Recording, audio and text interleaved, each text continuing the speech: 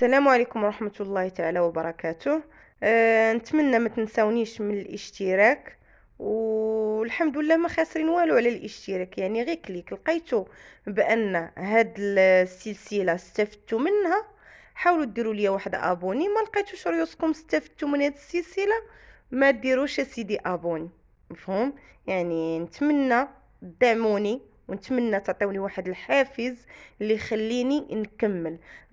بعض الخطرات راه كيجينا واحد الملل والاكتئاب والاحباط من هاد القناه هادي. هذاك الشيء علاش شفتوني في هاد الفتره طولت انني ما حطيتش السلسلات. حاولوا انكم تعطيونا واحد الحافز باش نكملوا، وجزاكم الله خيرا. ونتمناو تكملوا معايا السلسله باش تستافدوا اكثر. بداو على بركه الله. بالنسبة للسؤال كيقول كنرتكب مخالفة إلا قمت بالتجاوز في هذا المكان، نعم أم لا؟ بالنسبة للجواب الصحيح هو لا. يعني ما كنرتكبش مخالفة إلا كنت كنتجاوز في هذا المكان اللي هو مسلك التجاوز في لوطوروت. مفهوم؟ يعني نوضحوا الصورة باش نفهموا اكثر، ونفهموا كيفاش نعرفوها لوطوروت. بالنسبة للرموك راها في المسلك ديال اليمين، يعني في المسلك العادي، وانا في مسلك التجاوز. باش عرفنا مسلك التجاوز؟ عرفناه بان ملي كيكون عندي الخط متصل في اقصى اليسار، يعني مسموح لي نتجاوز في هذا المسلك، يعني الطريق غير كتدي. وهذه راها لوطوروت، راه ماشي خارج المدينه.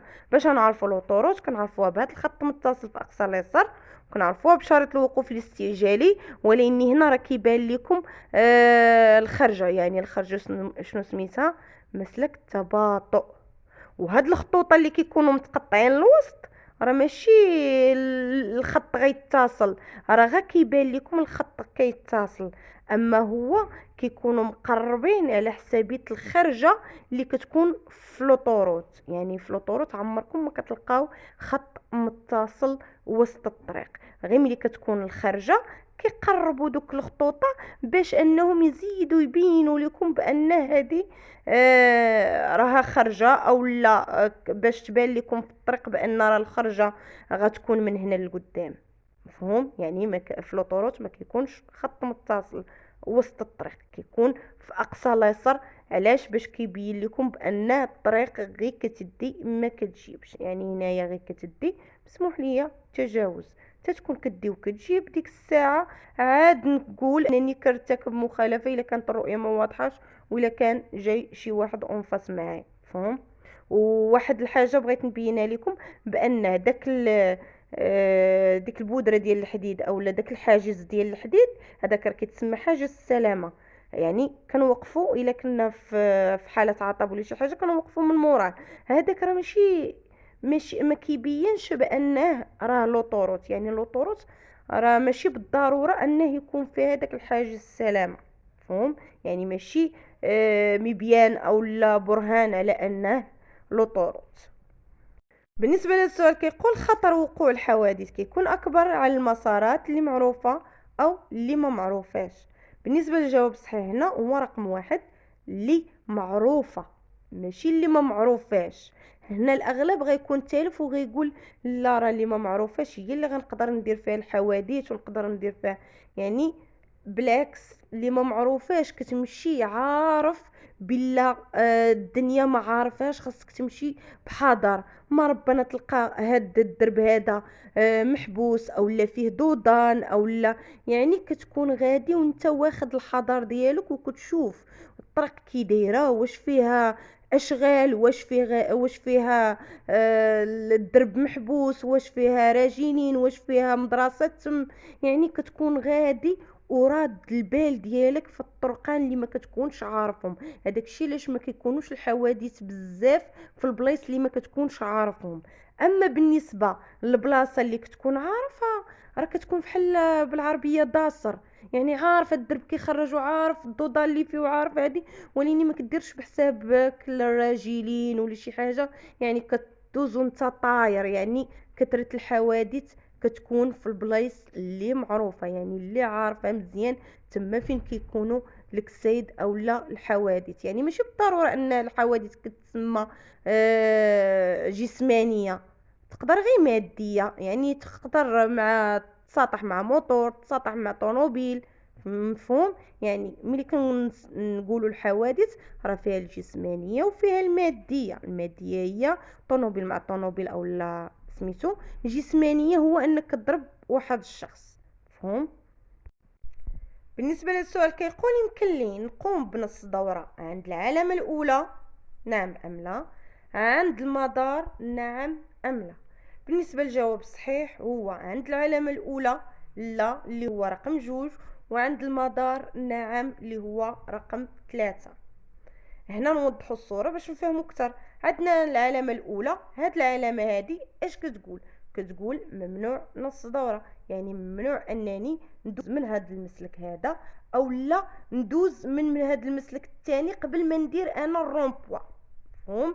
يعني ملي كيقول لك ممنوع نص دورة، يعني ممنوع نص دورة هي في الأصل على ملي كتبغي تدور في الرومبوا، يعني خصك تدور على الرومبوا، يعني ماشي الدور من هاد الجهه وتم مراجع في الاتجاه المعاكس.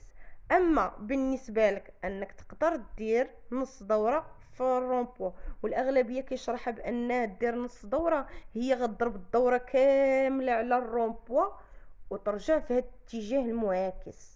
وهي لا، راه نص دوره في الرومبوا هي انه غنحاول نحط لكم واحد الصوره. هو ان مثلا كيكون الرومبوا كيكونوا فيها نقولوا 4 طرقان او لا ملتقى الطرق. مفهوم؟ هكا تكون وسط منا ديك الدواره يعني الرومبوا. يعني انت بامكانك انك دير 4 دورة، نص دورة، تا دورة كاملة وترجع في الاتجاه المعاكس ديالي. مفهوم؟ يعني هاد العلامة باختصار كتمنع لك نص دورة. اما في الرومبو تقدر دير نص دورة، 4 دورة، تا دورة كاملة وترجع في الاتجاه المعاكس. بالنسبة لهذا السؤال كيقول على اليمين يمكن لي نوقف نعم ام لا؟ نتوقف نعم ام لا؟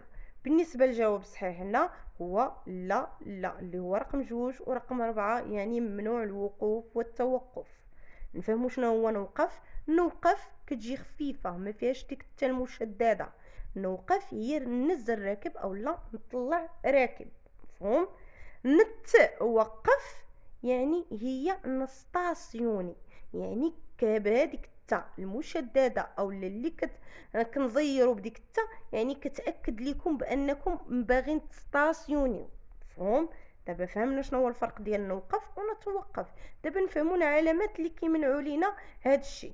هنا ملي كيكون عندي تروطوار كله بالصفر، اش كيقول لي؟ ممنوع بجوج الوقوف والتوقف. فحالو فحال هاد العلامه اللي مضروبه بكروه، يعني كتقول لي ممنوع الوقوف والتوقف. يعني هاد الجوج ساهلين ما محتاجينش نحفظوهم. تشوف التروطوار كله بالصفر وهاد العلامه اللي مضروبه بكروه ممنوع الوقوف والتوقف. اما بالنسبه ملي كيكون التروطوار بالحمر متقطع او لا بالصفر متقطع. شنو الحمر متقطع؟ يعني اللي ما فاهمش هو الحمر والابيض. مفهوم؟ اولا الصفر والابيض. يعني ملي كتشوف الحمر متقطع ولا الصفر متقطع فحالهم فحال هاد العلامه اللي مضروبه غير بضربه وحده. يعني شنو كيمنع لك؟ كيمنع لك تستاسيوني اللي هي اشنو قلنا؟ نتوقف اولا توقف. يعني كتكون بديك التا المشدده باش كتعرف ان راه ممنوع لك تستاسيوني. مفهوم؟ وباش مسموح بالوقوف اللي هو نطلع راكب اولا ننزل راكب اولا نهبط شي حموله، ولاني كنبقى مديماريه طوموبيلتي وغنزيد في حالي. مفهوم؟ يعني اشنو غنستافدو بان التوقف اللي هو ستاسيونمون ممنوع في جميع الحالات، يا في صفر متصل، يا متقطع، يا حمر متقطع، يا في هاد العلامه، يا في العلامه ديال ممنوع الوقوف والتوقف. يعني التوقف دائما ممنوع. الوقوف اللي مسموح فاش؟ غير في الحمر متقطع والصفر متقطع والعلامه اللي مضروبه بضربه واحده. مفهوم؟ نتمنى هكا تعرفوهم باختصار. بالنسبه لهذا السؤال كيقول كنمشي بسرعه 120 كيلومتر في الساعه، من الواجب نقص من السرعه نعم ام لا؟ بالنسبه للجواب الصحيح هو نعم اللي هو رقم 1. هنا واجب عليا نقص 20 كيلومتر في الساعه، يعني هنا واجب عليا نمشي ب100 كيلومتر في الساعه. نفهموا الصوره باش نعرفوا علاش جاوبنا هذا الجواب. هنا عندي لوطوروت باش عرفناها بشريط الوقوف الاستعجالي، وعرفناها بخط متصل في اقصى اليسار، وتا ملي كيكونوا البلايك زرقين. هنا ما عنديش البلايك زرقين، يعني صافي راه باينه لوطوروت.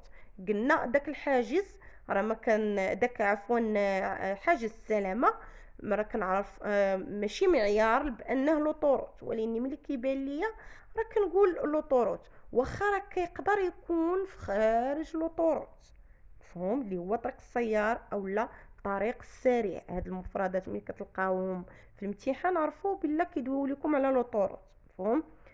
هنا عندي الشتا، ملي كتكون الشتا كيكونوا طالعين السويكلاصات اولا الارض فازقه اولا كيكتبوها لك في السؤال.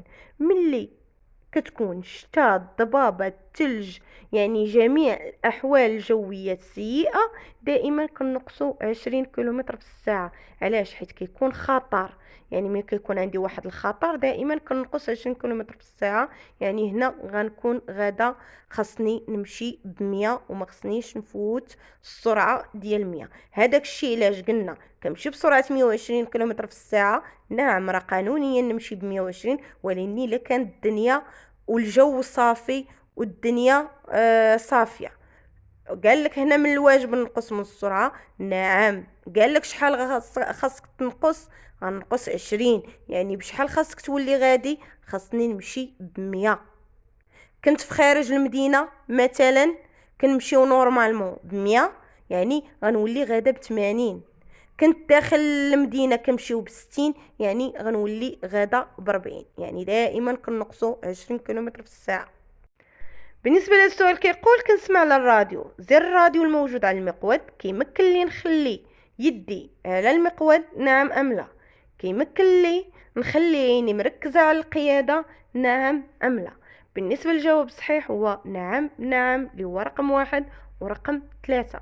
هنا هاد الازرار هادو كيكونوا حدا الفولون، يعني من انت ملي كتكون صايق وشاد الفولون ديالك يعني كتقدر تتحكم في الراديو. يعني مثلا تقدر تزيد او لا تنقص او لا تدور اذاعه من اذاعه. يعني هاد الازرار هادو الاغلب الطوموبيلات الاخرين يعني كيديروا فيهم هاد الازرار حدا الفولون، ماشي فحال مثلا كتبقى حاضر راسك وكتقلب مثلا في البطونات اللي كيكونوا حدا البواطه فيتيس، عاوتاني تحضر راسك اولا عينيك كتوجهها لتحت، يعني كتسبب في حوادث او اطاله وقت رد الفعل.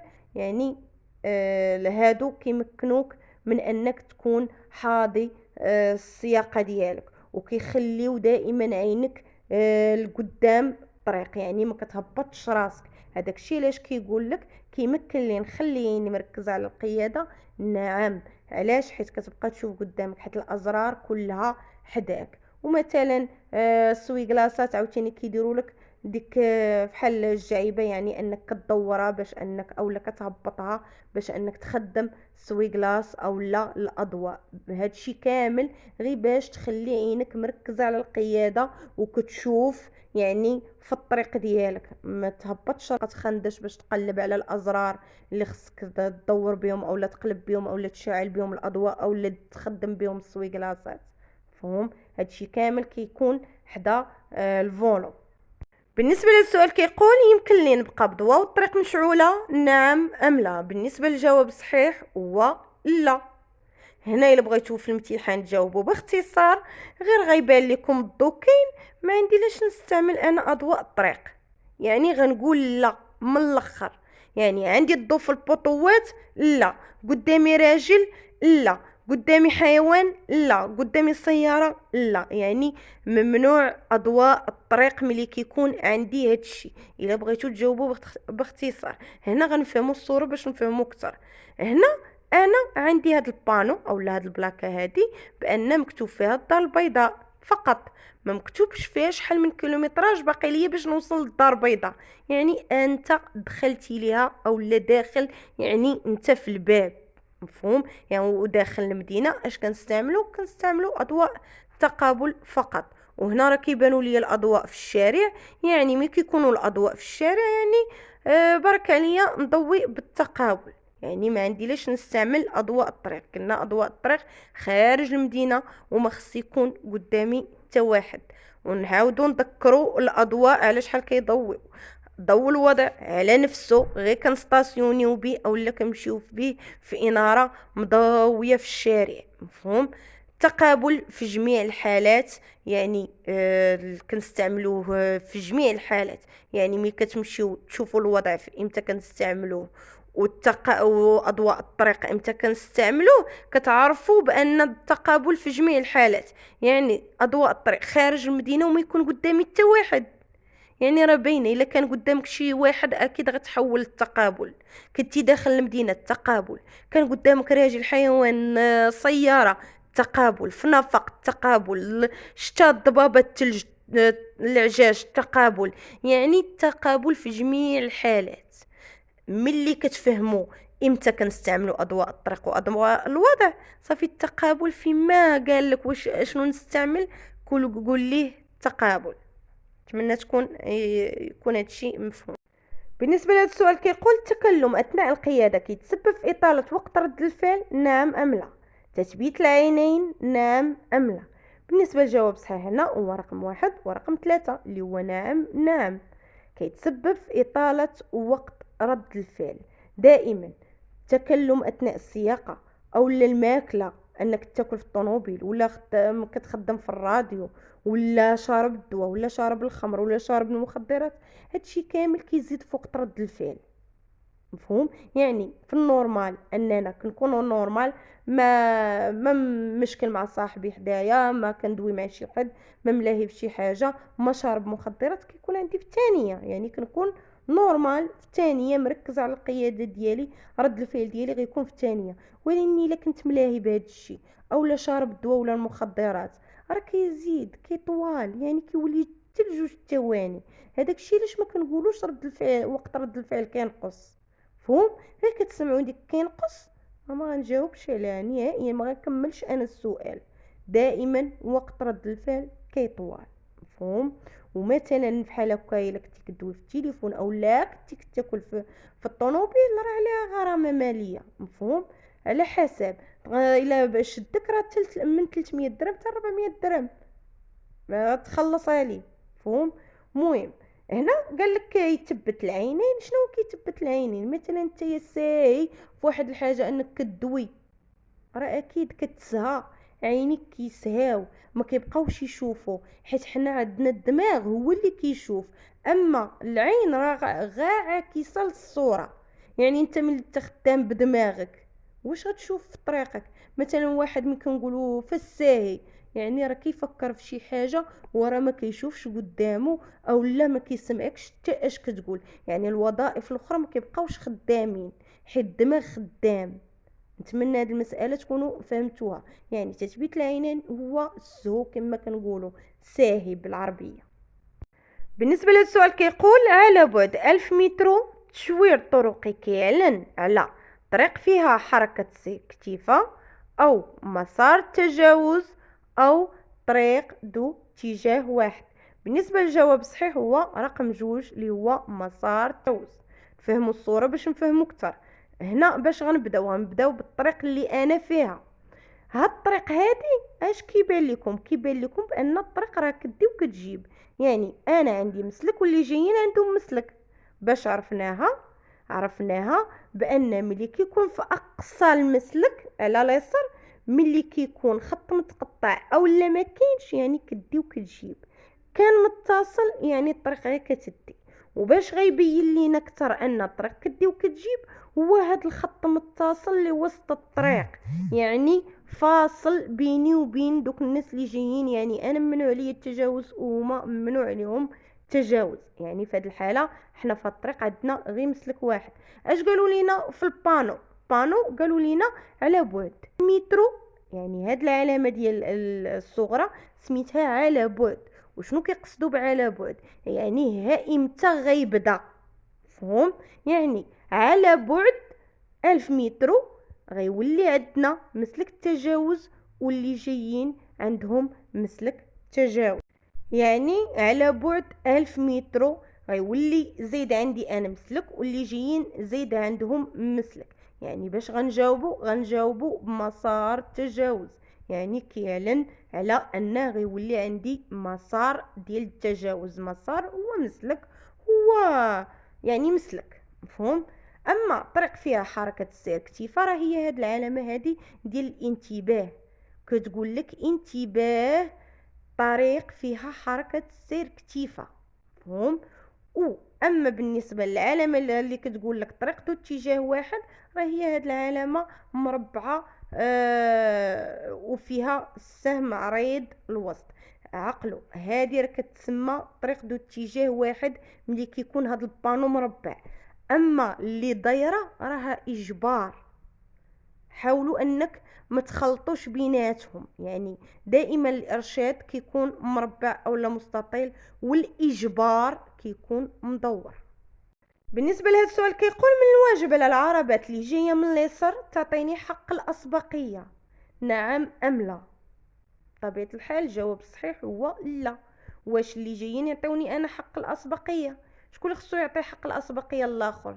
راه انا اللي عندي هاد العلامه اللي كتقول لي اعطي حق الاسبقيه اليمين ولا يسار، مفهوم. يعني انا ملي كتكون عندي هاد العلامه هادي خاصني نسمح لمالين الطريق يدوزوا. وهنا فين غنوقف؟ غنوقف عند هاد الخطوط اللي متقطعين، مفهوم. وهاد الخطوط اللي متقطعين كيزيدوا يبينوا ليا انني عندي علامه ديال اعطي حق الاسبقيه. حتى الا ما بانتش لكم العلامه وكانت موراكم مثلا، غتعرفوها غير بدوك الخطوطه بان راه عندكم اعطي حق الاسبقيه. كان متصل عرفوا بان عندكم قف، خاصكم عاوتاني تعطيو حق الاسبقيه. غير الفرق ما بيناتهم وهو ان قف ضروري تبوينتي القف ديالك واخا ما يكون حتى واحد، يعني الى وفي هذه الى ما كان حتى واحد غنقص من السرعه ودوز، يعني ما محتاجش انك تبوينتي ستوب ديالك. بالنسبه لهذا السؤال كيقول نتجاوز بسرعه هذا الجرار اللي كيمشي بسرعه 25 كيلومتر في الساعه، نعم ام لا؟ بالنسبه للجواب الصحيح هو لا. هنا واخا عندي اولويه المرور في هذا الملتقى الطرق، يعني دائما ملي كتكون عندي اولويه المرور في ملتقيات الطرق مسموح لي التجاوز فيهم. امتى ممنوع لي التجاوز في ملتقيات الطرق؟ ممنوع لي ملي ما كتكونش عندي حق الاسبقيه، مفهوم. اما هنا شنو اللي مانعني من التجاوز؟ مانعني المنعرج، يعني انا ما خصنيش نتجاوز في المنعرج. اما الطوموبيله اللي جايه من اليمين راه ماشي هي اللي مانعاني، يعني انا ملي غتكون عندي اولويه المرور راه هي غتكون عندها العلامه ديال اعطي حق الاسبقيه، مفهوم. بالنسبه لهذا السؤال كيقول ندوز او نوقف. بالنسبه للجواب الصحيح هنا هو ندوز، اللي هو رقم واحد. هنا نوضحوا الصوره. هنا عندي طريق كدي وكتجيب، انا مسموح لي التجاوز حيت عندي الخطوط متقطعين، واللي جايين ممنوع عليهم التجاوز حيت عندهم الخط متصل، مفهوم. هنا عندي واحد الضوء، الاضواء الثلاثيه. هاد الاضواء الثلاثيه ماشي فروج، يعني ماشي نقولوا حنا ديال ملتقى الطرق، وانما ديال انه كيقول لك مثلا رد البال ودوز. هذا كيديروه في الاشغال. الا لاحظتي معايا داك الصفر كاين لتحت، يعني نورمالمون في الفروج راه كيكون داك الصفر الوسط في الاضواء باش كيكون الاخضر لتحت والاحمر الفوق، مفهوم. هاد الاضواء الثلاثيه راه ديال الاشغال. مهم هاد الضو هذا كيقول لك رد البال ودوز، يعني نقص من السرعه ودوز. ملي كيكون كيرفرف يعني كيقول لك رد البال ودوز. ملي كيكون واقف دير في حاله، واقف وقف. كيرفرف رد البال ودوز. بالنسبه لهذا السؤال كيقول يمكن لي نبقى على هذا المسار الا كنت غادي للجديده، نعم ام لا؟ الا كنت غادي لعين الشق، نعم ام لا؟ بالنسبة للجواب الصحيح هو جديدة، نعم. أما عين الشق لا، حيت أنا ما شاداش اليمين، أنا شادة اليسار. هنا هاد البانو هذا اللي كيبان لكم القدام، هاد ملي كيكونوا هاد الجوج هذا كيفرقوا، يعني كيفصلوا لكم طريق من طريق. يعني اللي باغي يدوز للجديدة يمشي لليسار، واللي باغي يمشي لدرب سلطان عين الشق يدوز اليمين، مفهوم. يعني بحال كيفرقوا لكم الطريق. مهم انا فين شاده؟ انا شاده اليسار، يعني فين غنكون غاده؟ انا اختاريت انني نمشي للجديده. اما اللي على اليمين راه اختار بانه غيمشي لدرب السلطان او لا عين الشق. يعني قال لك انا يمكن لي نبقى على هذا المسار اللي هو اليسار الا كنت غادي للجديده اللي هو رقم واحد. نعم عين الشق لا. بالنسبه للسؤال كيقول من الواجب عليا نعطي حق الاسبقيه اللي على اليمين او اللي على اليسار. إلى ادعت الضرورة نوقف عند ممر الراجلين أو عند خط الأضواء. هنا بالنسبة للجواب الصحيح هو رقم 4 فقط اللي عند خط الأضواء. هنا نفهموا الصورة باش نفهموا أكتر. هنا شنو عندي في الفروج الضوء الخضر، راه ما غيبانش لكم مزيان ولكني هما اكسبري كيديروا بعض لي بياج باش انكم ما يبانش لكم. هنا حاولوا دائما تبان لكم ملتقى الطرق، ميزوا مزيان الفروج دائما ملي يوريوكم ملتقى الطرق عرفوهم راه غيدويو لكم على الاضواء البلايك القاعده ديال الكروازمون اللي من يدوز. مفهوم؟ هنا دابا هنا عندي الاضواء وعندي الضوء الاخضر. اكيد بطبيعه الحال انا اللي عندي الاسبقيه ندوز، ما كنسمح اليمين ما كنسمح اليسار. هذاك الشيء علاش ما غنكليكيوش على واحد وجوج، يعني ما غنسمح حتى لواحد. علاش غنكليكي عليهم؟ ماشي بالضروره تكليكيو على الاجوبه. مفهوم؟ وبعد الخطرات كيكون انك خاصك تجاوب على الاجوبه كامله، الله يجعلهم يكونوا 4 الاسئله. مفهوم؟ يعني ماشي ديروا في بالكم لا راه خصني ضروري نجاوب، لا، الحاجه اللي قانونيه جاوب عليها، اللي ماشي قانونيه ما تجاوبش عليها. مفهوم؟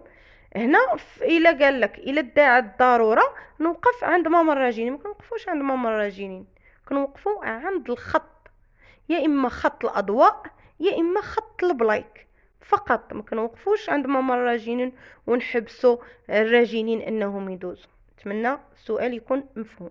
بالنسبة للسؤال كيقول السرعة محددة في 90 كيلومتر في الساعة أو في 100 كيلومتر في الساعة، يمكن لي التجاوز دابا نعم أم لا؟ بالنسبة للجواب الصحيح هو السرعة محددة في 100 كيلومتر في الساعة ويمكن لي نتجاوز دابا نعم. يعني رقم 2 ورقم 3. نوضحوا الصورة باش نفهموا أكثر. هنا أول حاجة شكون يقول لي احنا فين كاينين؟ في خارج المدينة، ماشي طريق السيار او لا لوطوروت او لا طريق السريع. مفهوم؟ خارج المدينه فقط. علاش قلت لكم انايا قبيله ما خصناش نديروا بان داك حاجز السلامه ونديروه بانه معيار اللوطوروت؟ حيت ما كيكونش غير في لوطوروت، راه كيكون حتى في خارج المدينه. مفهوم؟ يعني هنا راه خارج المدينه ماشي لوطوروت. باش عرفناها؟ هو ان ما عنديش خط متصل في اقصى اليسار. مفهوم؟ يعني في لوطوروت ما كتلقاش واحد الخط الوسط فارقني ما بيني وبين اللي جايين، لا، ما عمر ما كتلقى خط متصل كما قلت لكم. يعني انا عندي 2 المسالك واللي جايين عندهم مسلك واحد، ورا كتشوفوا في اقصى اليسار الخطوطه متقطعين، يعني متقطعين او لا ما كاينش راه الطريق كدي وكتجيب. وفي لوطوروت ما عمرنا ما كنلقاو الطريق كدي وكتجيب. مفهوم؟ وهذيك البلاكه الزرقاء راه ارشاد. هذيك البلاكه الزرقاء راه ماشي هي اللي كتبين على لوطوروت. مفهوم؟ البلايك الزرقاء اللي كيبينوا على لوطوروت فيهم الارشادات. يعني مثلا بغيتي تمشي لفاس طنجة كذا، هادي يعني كيبينوا لك. اما هذه راه علامه ارشاد ديال التشوير الطرقي. يعني اش كتقول لك؟ كتقول لك بان انت عندك 2 المسالك واللي جايين عندهم مسلك واحد. واللافته الصغرى كتقول لك كيبقى كيمتد هاد التشوير الطرقي، غيبقى كيتمد على واحد المسافه، يعني غيبقى كيتواجد، يعني كيمتد او على مسافه او على امتداد. يعني كيبقى كيتواجد لكم هاد المسالك كيوكا على واحد المسافة. شوف شنو كاتبين تما، ربما 1000 متر. مفهوم؟ الصورة ما واضحاش بزاف باش ان تبين ليا الارقام اللي محطوطين تما. يعني انا هاد المسالك هادو غيبقاو يتواجدوا ليا على واحد المسافة. هذاك الشيء علاش ممكن انني نتجاوز.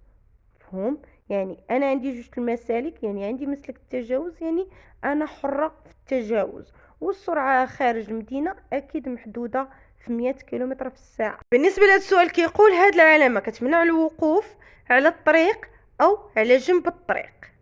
المنع كيبدا على مسافة 400 متر أو كيمتد على طول 400 متر. بالنسبة للجواب الصحيح هو رقم 1 ورقم 2 ورقم 4. بالنسبة نوضحوا الصورة باش نفهموا اكثر. المهم هنا راه الطريق خارج المدينة والطريق كدي وكتجيب، مفهوم؟ يعني حنا عندنا غرض غير بالبلاكا. البلاكا ديالاش؟ البلاكا ديال ممنوع الوقوف والتوقف. واللافتة الصغرى يعني كتقول لك الامتداد والطول والمسافة اللي غيبقى كيتواجد ليا فيها هاد المنع. اما المنع امتى كيبدا؟ دائما كيبدا من عند العلامة، مفهوم؟ يعني انا المنع ديال ممنوع الوقوف والتوقف غيبدا من عند العلامه. واللافته الصغرى اللي فيها الاسهم في الجناب اش كتقول ليا؟ كتقول ليا تالي غيبقى يتواجد لك، يعني المسافه والامتداد والطول اللي غيبقى كيتواجد ليا فيهم. يعني منين غيبدا؟ غيبدا من عند العلامه المنع، وغيبقى ليا على مسافه وامتداد والطول ديال 400 متر. غنفوت هاد 400 متر وصافي غتلغى ليا هاد العلامه، مفهوم؟ دابا نجيو ونجاوبوا. دابا هنا فهمنا، انا قريت عليكم العلامات باش تفهموا علاش غنجاوبوا على هذا الشيء. هنا قال لك هاد العلامه كتمنع الوقوف على الطريق. على الطريق اصلا ممنوع. واش انت غتوقف على الطريق وتحبس عباد الله؟ على الطريق اصلا ممنوع بلا ما تمنعني العلامه، مفهوم؟ هذاك الشيء علاش كليكينيا على 1. على جنب الطريق غنقول ليه نعم حيت مانعني البلاكه انني نوقف ونتوقف، مفهوم؟ هنا قال لك المنع كيبدا على مسافة 400 متر. واش انا المنع غيبدا ليا تنضرب مسافة 400 متر عاد غيبدا المنع؟ برافو. يعني المنع لا، غيبدا من عند العلامة، حيت المنع كيبدا من عند العلامة. واللافتة الصغرى كتقول لي غير الامتداد والطول اللي غيبقى كيتواجد فيه هاد المنع، مفهوم؟ هذيك ما كتقولش لي اللي فيها الاسهم، ما كتقولش لي امتى غيبدا. شكون اللي كتقول لي امتى غيبدا؟ هاد العلامه ملي ما كيكونش فيها هاد الاسهم. كون كانت عندي هاد العلامه تحت هاد البلاكه هادي، ديك الساعه ما غنقولوش المنع غيطبق حالا فورا من عند العلامه، لا، غنوليو نقولوا راه غيبدا ممنوع الوقوف والتوقف تضرب 400 متر عاد غيبدا لك هاد المنع. اما دابا ملي كتكون هاد العلامه اللي فيها الاسهم في الجناب اش كتقول؟ كتقول لك غير الطول والمسافه والامتداد اللي غيبقى كيتواجد فيها هاد المنع. اما المنع امتى غيبدا؟ غيبدا من عند العلامه. هذاك الشيء علاش كنقولوا كيمتد على طول 400 متر. يعني المنع حالا فورا وغيبقى كيمتد على طول او على مسافه 400 متر. ما غنقولوش كيبدا تتكون فيها هاد العلامه اللي ما عندهاش الاسهم، عاد نقولوا المنع ما غيبدا لك على بعد 400 متر. نتمنى هاد القاعده تفهم. هاد العلامه اللي فيها الاسهم في الجناب على طول وعلى امتداد، يعني ما كتلغيش ليا القاعده ديال البلاكه.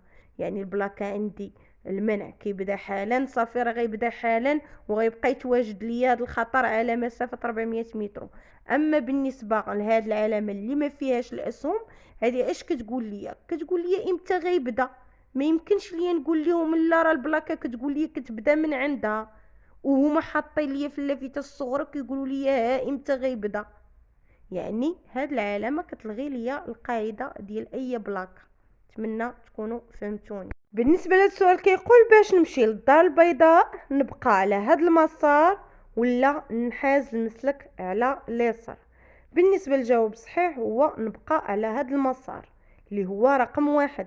بالنسبه اللي كيكون شاد اليمين هو اللي بغى يدور، يعني يمشي للمسالك اللي على اليمين او لا يمشي نيشان.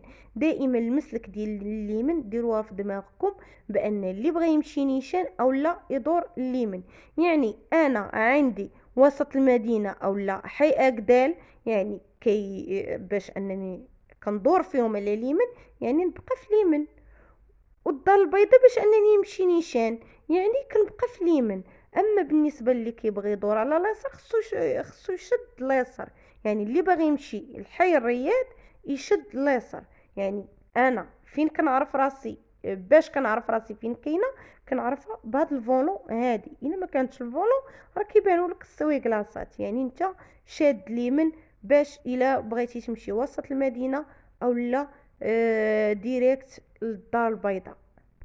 بالنسبه لهذا السؤال كيقول يمكن لي نمشي بضوء الطريق او باضواء التقابل او باضواء الضبابه ديال القدام او باضواء الضبابه ديال الخلف.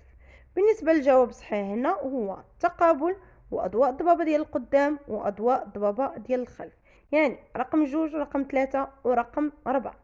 هنا نوضحوا الصوره باش نفهموا اكثر. هنا عندي الضبابه، والضبابه امتى؟ راه ماشي بالليل. كون كان الضبابه بالليل اش غنديروا اضواء الطريق، ولاني في الكودروسو او لا في السيستيم ديال الكودروسو ما عمرهم ما كيعطيوكم الضبابه الشتاء الثلج العجاج، ما عمرهم ما كيعطيوهم لكم بالليل، كيعطيوهم لكم بنهار. هذاك الشيء علاش كنجاوبوا على التقابل، حيت بالنهار ما كنضويوش بالاضواء، ولكن ملي كتكون الاحوال الجويه سيئه كنضويو بالتقابل باش كيبين ليا على طريقي. مفهوم؟ دابا ندوزو للقاعده ديال اضواء الضبابه. هاد اضواء الضبابه اش قلنا؟ كيضويو على 150 متر. يعني انا ملي كتكون عندي الضبابه الثلج والعشاج خاصني نبين على طريقي، يعني خصو يخترق لي ديك القوه الضبابيه باش تبان لي الخطوطه من اليمين ومن اليسار باش انني نبقى غاده في المسار ديالي. مفهوم؟ وملي كنكون دايره الخلفيه يعني باش انني نبان لهداك الشخص اللي غيجي من مورايا على بعد 150. وما كيعميوش، علاش؟ حيت ما كيضربوش فاس، يعني كيضربوا لتحت. نتمنى تكونوا فهمتوني علاش كنستعملوا اضواء الضبابه.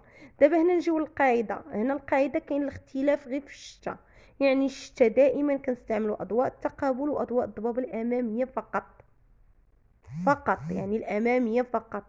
ملي كتكون عندي الضبابه والثلج والعجاج كنستعملوا التقابل عاوتاني واضواء الضبابه الاماميه زائد الخلفيه، يعني غير الشتا اللي مغيره عليهم كنستعملوا غير الاماميه ما كنستعملوش الخلفيه. نتمنى تكون قاعده واضحه. بالنسبه للسؤال كيقول عند محطه الاداء من الواجب اختيار المسلك د اليمين او د اليسار، طريق السيار بالخلاص او بلا خلاص. بالنسبه للجواب الصحيح هنا هو رقم 2 ورقم 3، يعني نختار المسلك د اليسار وبطبيعه الحال لوطوروت راها بالخلاص، يعني الجواب رقم 3. هنا غنوضحوا الصوره علاش غنختار انا المسلك ديال اليسار. هنا الا لاحظتوا معايا راه مزومين ديك البلاصه اللي كتكون فوق من البياج، يعني فوق من بلاصه الخلاص. يعني اش كتكون عندنا واحد العلامه او لا كروه بالاحمر وواحد العلامه بالاخضر، يعني الكشك او لا المركز اللي غنخلص فيه انايا لوطوروت غيكون خدام اللي في المسلك على اليسار، يعني اللي في المسلك على اليمين ما غيكونش خدام، راه دايرين لكم كروه بالاحمر. يعني داك الكشك او المركز اللي بالاحمر يعني راه حيت هما في لوطوروت بحال هكا مثلا كيتناوبوا، يعني كيكون كشك خدام ومركز ما خدامش. مفهوم؟ يعني داك البيت اللي كيكونوا داخلين فيه ملي كتكونوا كتخلصوا لوطوروت بعض الخطرات كيكونوا هذا كيكون خدام وهذا ما كيكونش خدام، يعني هما بالعلامات اللي الفوق كان الضوء الخضر راه غتبعوا، يعني كان في ايدك اليمين غتبعوا، كان في ايدك اليسار غتبعوا. دابا هنايا انا عندي الضوء الخضر في ايدي اليسار، يعني غنمشي للمسلك ديال اليسار، يعني تما فين غيكون الخلاص. نتمنى تكونوا فهمتوني. غنحاول انني ندير لكم الصور باش تفهموا شنو هو داك المركز او شنو هو او فين كنخلصوا لوطوروت. بالنسبه للسؤال كيقول نعطي حق الاسبقيه للراجلين نعم ام لا؟ بالنسبه للجواب الصحيح هو نعم. بطبيعه الحال كيبان لكم عندكم قف، اكيد خاصكم تبوانتي وقف وتسمحوا اليمين واليسار ومنهم الراجلين لحقاش عندهم الاولويه وصافي. الراجلين غير كيحطوا رجليهم من على التروطوار بطبيعه الحال كنسمحوا لهم يدوزوا. هذا السؤال راه باين. بالنسبة للسؤال كيقول غيصبح خطر وقوع الحوادث أكبر عن تناول المخدرات، نعم أم لا؟ بالنسبة للجواب صحيح هو نعم، اللي هو رقم واحد. بطبيعة الحال الجواب راه مفهوم وباين. دائما المخدرات او لا الشرب بعض الادويه اللي كيجيبوا الغثيان، الدخان، النعاس، هادشي كامل كيطول في وقت رد الفعل، يعني بطبيعة الحال غيكونوا الحوادث. وبطبيعة الحال المخدرات راه كتجيب الحوادث. بالنسبة للسؤال كيقول ندوز او نوقف، بالنسبة للجواب الصحيح هنا هو ندوز، اللي هو رقم واحد. هنا بالنسبة لهاد العربة هادي راه عربة ديال النظافة، يعني ماشي لومبيلونس او لا من العربات ديال الاولويات المرور مثلا بومبيا ولا البوليس ولا لا. هاديك غير ديال النظافة وشالين داك الضواو ديالها، يعني غير ديال النظافة. يعني ماشي بالضرورة انني غنسمح ليها تدوز وهي ما عندهاش حق الاسبقية. هنا باش غنعرفوا بان ما عندهاش حق الاسبقية وهي في اليمن، غنعرفوها بدوك الخطوط المتقطعين اللي عندها، يعني غنعرف بالله عندها علامة ديال اعطي حق الاسبقية، كان متصل يعني عندها قف. في هذه الحالة راه انا اللي مسموح لي ندوز. علاش؟ حيت عندها العلامة ديال اعطاء حق الاسبقية. غتكون غير العربة اللي مدرقاها، اما الخطوطة راه كيبانوا لكم بان متقطعين اعطي حق الاسبقية متصل قف. بالنسبة لهذا السؤال كيقول باش تتم عملية التقابل بكل امان، الشاحنة هي اللي من الواجب عليها توقف او انا الواجب عليا نوقف؟ بالنسبة للجواب الصحيح هو رقم واحد، الشاحنة اللي من الواجب عليها توقف. علاش؟ حيت المسلك ديالها هو اللي فيه العرقلة او اللي فيه حاجز ديال الرملة، يعني بالنسبة لها هي اللي خاصها توقف وتسمح لي ندوز. كما انا كون كان عندي شي حاجز في الطريق ديالي راه بطبيعة الحال غنسمح لها هي تدوز. واحد الحالة اخرى ان ملي كيكون الطريق مضيقة راه بطبيعة الحال الحديد الكبير كيسمح للحديد الصغير يدوز هو الاول. علاش؟ حيت انا خفيفة دغيا غندوز وديك الساعة دوز هي. هذه الا كانت عندنا نفس المسافة ديال العرقلة او لا ديال الطريق اللي كتكون مضيقة، الا كانت عندنا نفس المسافة. اما دابا ما عندناش نفس المسافة، وبطبيعة الحال داك الحاجز عندها هي في الطريق، يعني هي اللي خصها توقف وتسمح لي ندوز. بالنسبة للسؤال كيقول من الافضل تخفيض من السرعة، نعم ام لا؟ نشعل ضوء الوضع وحدها، نعم ام لا؟ بالنسبة للجواب الصحيح هو رقم واحد ورقم 4. من الأفضل تخفيض من السرعة، نعم بطبيعة الحال. دائما اش قلنا ملي كتكون عندي الأحوال الجوية سيئة، مثلا الضبابة، الثلج، العجاج، الشتا، كنقص 20 كيلومتر في الساعة. دائما كتنقصوا ديك 20 كيلومتر في الساعة. مثلا نورمالمون انايا هنايا في طريق يعني وطنية، يعني خارج المدينة، كنكون غادي ب100، يعني هنا غنولي غادي غير ب80. علاش؟ حيت عندي الضبابه. يعني من الافضل تخفيض من السرعه، نعم. وكون قال لك من الواجب غنقول نعم. اما بالنسبه نشعل ضوء والوضع وحدها، بطبيعه الحال شنو هو الوضع؟ الوضع راه هو الفيوز، يعني راه كيضوي على نفسه وكيضوي على الطوموبيل. امتى كنستعملو؟ يا اما نستاسيوني به، يا اما ملي كتكون الاناره مجهده على الطريق، يعني باينه لي الطريق، انا مبينه على طوموبيلتي بانها كتمشى في الطريق. اما في هذه الحاله انا اش غيبان ليا ملي غادي نمشي انايا بالوضع؟ نمشي مدهصه، راه خصني ضروري نبين على طريقي. وباش غنبين على طريقي قلنا التقابل. علاش؟ حيت الضبابه والثلج والشتا كيعطيوهم لينا بنهار. هذاك الشيء علاش ما غنقولش اضواء الطريق. كون كان هنا الليل غنقول اضواء الطريق بطبيعه الحال، ولكن هنا راه النهار. وديروا في الاعتبار ديالكم ان دائما شتا الضبابه الثلج كيعطيوهم لكم بالنهار، ما كيعطيوهمش لكم بالليل. يعني في هذه الحاله هذه غنستعمل القاعده ديال التقابل واضواء الضبابه الاماميه زائد الخلفيه. بالنسبه للسؤال كيقول هاد العربه كتمشي بسرعه 30 كيلومتر في الساعه، يمكن لي نتجاوز بالسرعه، نعم ام لا؟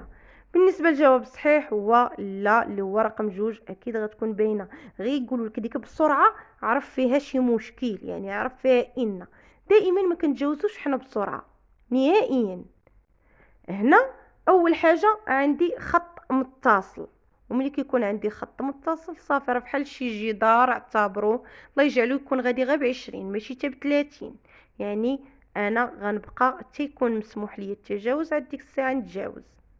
بالنسبه لهذا السؤال كيقول عند ملتقى الطرق الجاي. شنو هو ملتقى الطرق الجاي؟ راه هو الرومبوا، راه كتبان لكم العلامه.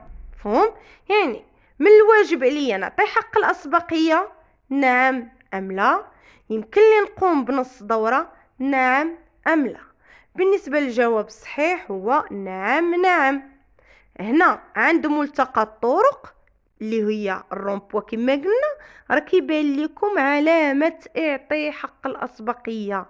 يعني نعم غنعطي حق الاسبقيه. ولمن كون قالوا لنا لمن غنقول لهم مالي اليسار فقط، حيت الرومبوا كيجيو غير من اليسار، يعني فحال لوطوروت اولا طريق السيار كيجيو غير من اليسار. دائما الرومبوا اولا لوطوروت كنسمحوا مالي اليسار فقط. يمكن لي نقوم بنص دوره، نعم يمكن لي نقوم بنص دوره كما شرحت لكم قبيله. يعني الرومبوا كنديروا فيها 4 دوره، نص دوره، حتى دوره كامله. بالنسبه للسؤال كيقول مسموح بالتجاوز دابا، نعم ام لا؟ بالنسبه للجواب الصحيح هو رقم 2 اللي هو لا. هنا غنوضحوا الصوره ونعطيو امثله بواحد التصاور كيكونوا دايزين عندنا ديجا في الكودروسو. هنا شنو الاختلاف؟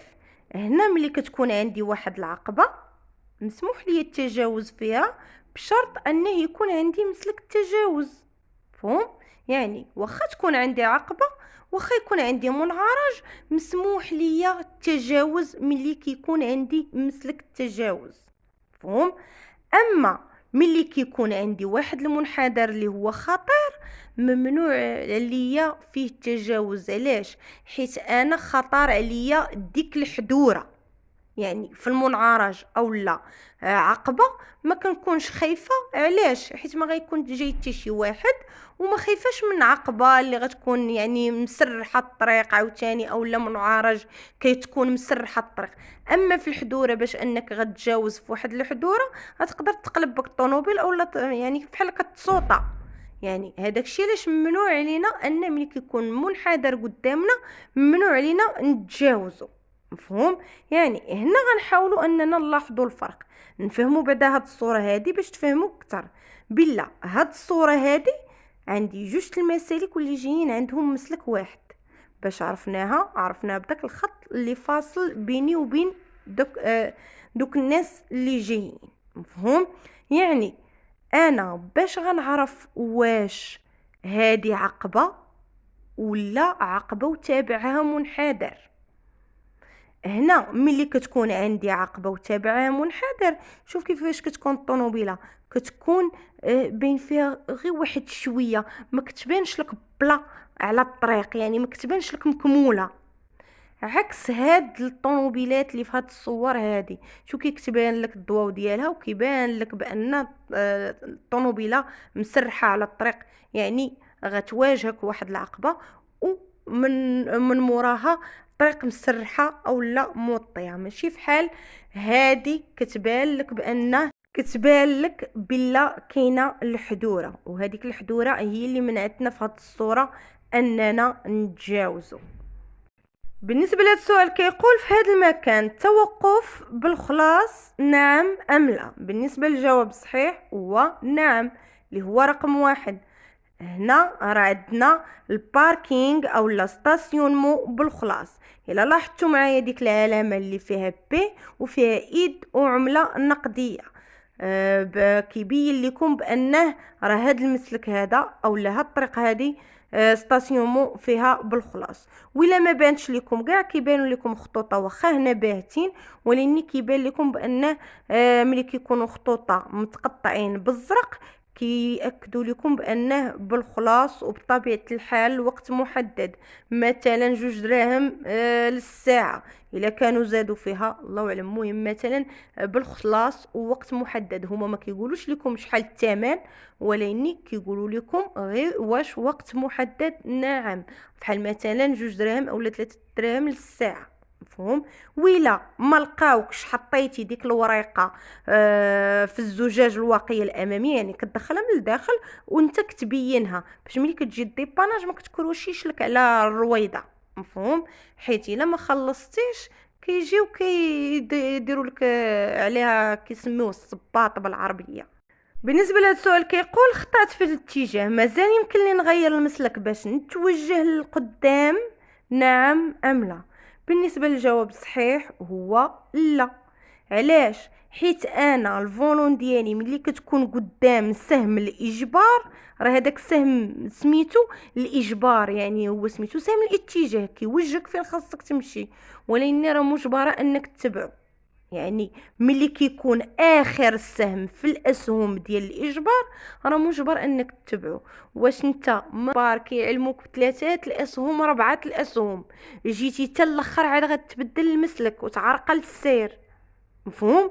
وملي كيكون عندك الاجبار واخا ما تكونش عندك طوموبيلات من اليمين، صافي راه اجباري تتبعو، ما بقاش من حقك تبدل المسلك او لا تبدل المسار ديالك، مفهوم. واخا كيبان لك على اليمين خاوي وممكن انك تمشي نيشان لا، ولكن هذاك السهم الاجبار راه مجبر انك تتبعو. فحال مثلا الخط اللي كيكون متصل في وسط الطريق، راه الا دزتي فوق منه راك تعتبر مخالفه، شافك البوليسي عليها مخالفه. راه فحال هذا تا هوايا دزتي من الطريق اللي ماشي من ماشي في الطريق ديال هاد الاجبار ديال سهم الاجبار، راه تا هي عليها مخالفه. يعني انت في الديبار كيكونوا عندك 3 4 كيوجهوك كيقولوك واش باغي تدور اليسار، يعني من تما قرر بغيتي تدور اليمين دور، بغيتي تدور اليسار دور، ماشي تجي الملتقى الطرق عاد تبدا تقول لعباد الله تسنى تما غادي عرض في الطريق، لا. يعني هذا سميتو سهم الاجبار اولا سهم الاتجاه، مفهوم. وهادو خصكم تحفظوهم، هذا سميتو سهم الاتجاه، واللي كيكون مقوس في وسط الطريق السهم الانحياز، وهذا سهم الاتجاه. راه يقدروا في الامتحان غير فحال هكايا يوريوكم غير هاد الاسهم ويقولوا لكم شنو هما. بالنسبه لهذا السؤال كيقول وقت رد الفعل هو اقل 2 المرات ملي تنكونوا غاديين ب50 كيلومتر في الساعه على ملي تنكونوا غاديين ب100 كيلومتر في الساعه، نعم ام لا؟ بالنسبه للجواب الصحيح هو لا، اللي هو رقم 2. هنا السؤال قبل ما نكملو اصلا بادي غلط. هنا اش قالك وقت رد الفعل هو اقل. هنا ملي كنقولوا وقت رد الفعل واش كيكون اقل ولا اكثر؟ واش كيكون قليل ولا كيتزاد؟ واش كيكون كينقص ولا كيتزاد؟ يعني حنا دائما ملي كنسمعوا وقت رد الفعل دائما كنعرفوا وقت رد الفعل كيتزاد. هو اصلا عندنا في الثانيه، يعني فين غينقص جزء من الثانيه؟ ميمكنش. راه واخا نكون انايا جاي من الفضاء، واخا نكون خارق للبشريه، ما غيكونش عندي واحد رد الفعل اللي هو كالبرق، مفهوم. يعني حنا دائما عندنا وقت رد الفعل في الثانيه، وملي كنكون ماشي هو هذاك ماشي نورمال، يعني كيتزاد حتى 2 ثواني، يعني بالعربيه كيتقال، يعني انا رد الفعل ديالي كيتقال، ملي كيتقال راه كيتزادني في الوقت، مفهوم. هذاك الشيء علاش دائما كنقولوا وقت رد الفعل كيتزاد. يعني من الديبار السؤال ما هواش، يعني دائما من يسمعوا وقت رد الفعل اقل كنقول لا كيتزاد. عاد نجيو ملي كنكونوا غاديين ب50 كيلومتر في الساعه على ملي كنكونوا غاديين ب100 كيلومتر في الساعه. واش حنا وقت رد الفعل عنده علاقه بالسرعه ولا عنده علاقه بالشخص؟ مفهوم. يعني السرعه ما عندها حتى علاقه برد الفعل، رد الفعل عند الشخص، عند الانسان، وكيتبدل على حسب واش شارب ولا مشكل ولا معصب ولا شارب الدواء. اما السرعه ما عنده حتى علاقه نهائيا برد الفعل، حيت رد الفعل كيكون عند الانسان ما كيكونش عند السياره. يعني رد الفعل ديالك هو ما كيتبدلش. كما كنتي غادي بالسرعه غادي 10 20 30 40 حتى 160 كيبقى رد الفعل ديالك هو رد الفعل ديالك. نتمنى هاد المساله تكونوا فاهمينها. يعني من الاول السؤال ما هواش كيبين لكم بان خصكم تجاوبوا على لا. بالنسبه لهذا السؤال كيقول نزيد القدام او نشد اليمين. بالنسبه للجواب الصحيح هو نزيد القدام، ما عندي لاش نشد اليمين. شنو قلنا بان اللي عنده شي عرقله في طريقه هو اللي خصو يوقف. مفهوم؟ يعني انا غنزيد القدام اللي هو رقم واحد. هنا نوضحوا الصوره اكثر باش تفهموا اكثر. هنا هذا اللي جاي اللي داير ليا الصينيه اللي لاحظتوه قدامه واحد واقف. مفهوم؟ وهذا اللي واقف هذا اصلا داير مخالفه، هو واقف ما ربنا. حيت نورمالمون ما غيكونش واقف على الطريق وحابس عباد الله. حتى الا كان واقف اون خصو يدير سينيالات بربعه. مفهوم؟ عاد زياده على ذلك راه الحواشي عندنا كلهم مصبوغين بالصفر، يعني ممنوع الوقوف والتوقف اصلا. المهم اللي كيهمنا هو ان شكون الشخص اللي قدامه ديك العرقله قدام داك الشخص اللي جاي في اتجاه المعاكس. يعني هو اللي واجب عليه يشد اليمين ويوقف تندوز انا مولات الطريق اللي عندي خاويه ومسرحه ليا الطريق. عاد بامكانه هو يتجاوز. الا لاحظتوا راه داير ثانيه. بالنسبه لهذا السؤال كيقول يمكن لي نتجاوز نعم ام لا. بالنسبه للجواب الصحيح هو نعم يمكن لي نتجاوز. هنا الطريق كدي وكتجيب باش عرفناها في اقصى اليسار ملي كيكون عندي هكذا متقطع او لا ما كاينش، راه الطريق كدي وكتجيب. ملي كيكون في اقصى اليسار الخط متصل يعني كتكون غير كتدي. واللي كيبين لينا اكثر بان الطريق كدي وكتجيب هما هاد الاسهم الانحياز. يعني اش كيقولوا الناس اللي جايين راه كيبان لكم اسهم الانحياز راسهم مقلوب لهاد الجهه عندي، يعني داوين مع اللي جايين. اما انا كون داوي معايا غيكون الراس ديالو لهيه او لا كيشوف قدامي. المهم وهاد الخطوط اللي كيتقربوا راه ما داوينش ليا، راه دائما عندهم اتصال او ارتباط بالاسهم الانحياز. يعني انا فين خصني نشوف الاسهم الانحياز. كانوا الاسهم الانحياز داوين عليا صافي راه داوين هذوك الخطوط المتقربين عليا. ما كانوش داوين عليا راه صافي راه داوين على اللي جايين. يعني الاسهم الانحياز مع الخطوط اللي كيكونوا كيقربوا. مفهوم؟ دابا انايا ها قلنا هاد الاسهم الانحياز مع اللي جايين يعني ما داوينش معايا، يعني انا مسموح لي التجاوز. يعني كون كان ممنوع عليا غيديروا لي خط متصل في جهتي. مفهوم؟ يعني انا الطريق مسرحه ما قدامي حتى واحد ما كيتجاوزني حتى واحد، يعني مسموح ليا التجاوز. بالنسبه للسؤال كيقول نغير الاتجاه اليسار، من الواجب عليا نعطي حق الاسبقيه اليسار نعم ام لا. من الواجب عليا نعطي الحق الاسبقيه اليمين نعم ام لا. بالنسبه للجواب الصحيح هو لا ما غنعطي لا اليمين ما غنعطي لا اليسار. علاش؟ كل كيحكم واش الضوء الخضر ولا البلاكه. راه الضوء الخضر بطبيعه الحال. علاش؟ الاضواء هما اللي كيحكموا على البلايك. كما مثلا البوليسي هو اللي كيحكم على الاضواء وكيحكم على البلايك. ملي كيكونوا الاضواء كيحكموا على البلايك، ملي كتكون البلاكه كتحكم على القاعده. ملي ما يكون عندي حتى شي حاجه القاعده هي اللي كتحكم ديال الكروازما مولي من يدوز. دابا انا هنايا عندي الضوء الخضر ما بقاش غنشوف في البلاكه، واخا يكون عندي حتى الضوء الاحمر ما غنشوفش في البلاكه. ويكون كاع عندي الضوء الصفر واقف غنوقف ما غنشوفش في البلاكه. تيكون عندي الضوء الصفر كيرفرف عاد ديك الساعه كيقول لي راه ما خدامش ردي البال ودوزي. شنو كيعني بردي البال ودوزي؟ يعني كانت عندك البلاكه تبعيها، ما كانتش طبقي القاعده ديال الكروازمون مولي من يدوز. مفهوم؟ هنا عندي الضوء الخضر ما غنسمح لليمين ما غنسمح لليسار، يعني عندي حق الاسبقيه انا الاولى ندوز. بالنسبه لهذا السؤال كيقول تيتواجد مركز الاغاثه قرب العلامه او على بعد 50 متر تقريبا او على بعد 150 متر تقريبا. هنا بالنسبه للجواب الصحيح هو رقم واحد اللي هو قرب العلامه. هنا غير كيبغيو يزهزوكم بديك على بعد 50 متر تقريبا و 150 متر تقريبا. هاد 50 و 150 القاعده ديال الانتباه. مفهوم؟ يعني مثلا نتوما غيمشي معاكم بالكم مع الخطر وغتقولوا 50 150 على حسب داخل المدينه او خارج المدينه. المهم ما علينا. هنا القاعده ديال النفق انه كيكون فيه مركز الاغاثه وكيكون فيه منفذ الاغاثه، ودائما كيكونوا من جهه اليمين وقرب العلامه. مثلا بحال هاد مركز الاغاثه اش كيكون فيه؟ كيكون فيه تليفون يعني كتعيطوا به للنجدة 19 البوليس، 115 الاسعاف. مثلا كان النفق خارج المدينه كتعيطوا ل 177 الدرك الملكي، مفهوم. وكيكون معاهم الطفايه ديال العافيه. بحال دابا مثلا هاد البلاصه هادي راه كيكون فيها بحال واحد الشباك وكيكون فيها الطفايه ديال العافيه والتليفون، هذا سميتو مركز.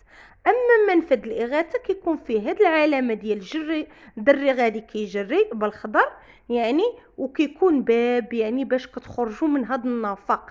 الا كانت شي عافيه يعني كتخرجوا من النفق، مثلا الا كانت عافيه في الطوموبيل اولا في طرات في النفق، كتلقاو انكم منين تخرجوا باش كتخرجكم من النفق. هذا هو مركز الاغاثه ومنفذ الاغاثه، ودائما كيكون قرب العلامه. بالنسبه لهذا السؤال كيقول عند ملتقى الطرق الجاي غنغير الاتجاه اليسار، من الواجب عليا نعطي حق الاسبقيه اليمين نعم ام لا؟ نعطي حق الاسبقيه اليسار نعم ام لا؟ بالنسبه للجواب الصحيح هنا هو لا لا، 2 و4. ما غنعطي حتى الواحد لا اليمين لا اليسار. علاش؟ شنو عندي في البلاكه؟ عندي في البلاكه اولويه المرور، يعني عندي انا الاولويه. امتى غنلقى هذا ملتقى الطرق؟ غنلقاه على بعد 150 متر. علاش؟ حيت انا العلامات ديال الانتباه اش كيقولوا ليا؟ كيقولوا ليا لقيتي العلامه ديال الانتباه، راه هذيك تسمى من علامه الانتباه. لقيتي العلامه ديال الانتباه داخل المدينه، عرف بلا ان الخطر اولا مثلا عندنا اولويه المرور هنا، عرف بلا ان ملتقى الطرق غيكون على بعد 50 متر.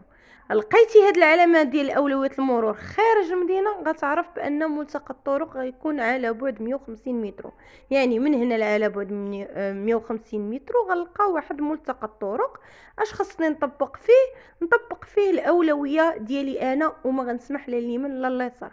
واخا يقولوا لي في السؤال هنا مثلا غنغير الاتجاه لليسار، نغير فيما عجبني، المهم دوز انا الاولى.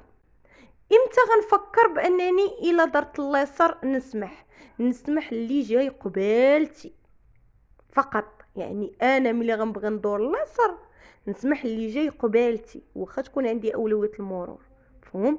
اما بالنسبه لاولويه المرور بالنسبه لليمين واليسار ما غنسمحش ليهم لا اليمين لا اليسار، انا اللي عندي الاولويه وانا اللي خاصني ندوز. يقولوا لي غادي اليمين اليسار، صافي كتبقى الاولويه ديالي. بالنسبه لهذا السؤال كيقول التوقف فوق الرصيف مسموح به نعم ام لا؟ بالنسبه للجواب الصحيح هو لا.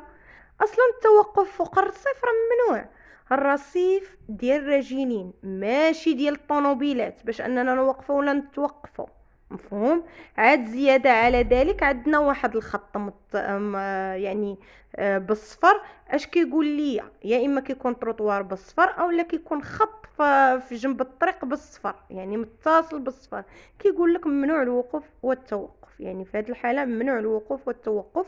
وفوق الرصيف راه ممنوع فيه الوقوف والتوقف بلا ما يكون هذا الخط بالصفر. بالنسبه للسؤال كيقول وصلت المكان فيه عاده الرياح نعم ام لا؟ بالنسبه للجواب الصحيح هو نعم. الرمز كيشير على ان الرياح دائما كتجي من اليمين نعم ام لا؟